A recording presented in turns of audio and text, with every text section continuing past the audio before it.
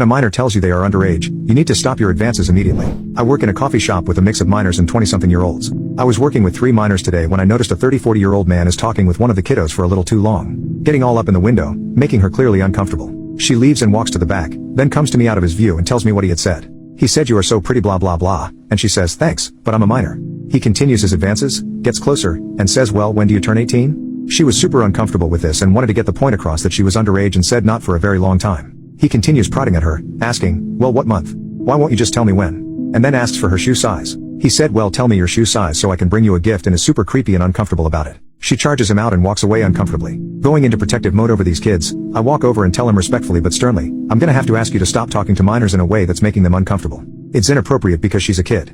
With a smirk and a cold look in his eyes, he says, "Let me ask you this, what part of what I said was unlawful? Huh? Can you tell me what part of what I said is against the law?"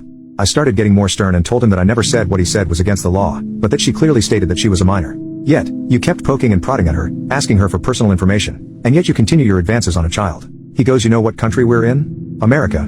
And I can say whatever I want because I'm not breaking the law." Buddy, I never said you were breaking the law.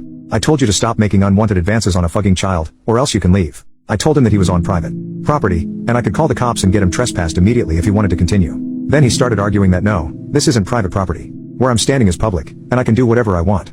I told him he obviously doesn't know the law if he thinks this is public property because I have the right to remove you from this business for any reason. He goes back and forth with me about knowing the law better than me and that he can say whatever he wants to her, and it doesn't matter that she's a minor.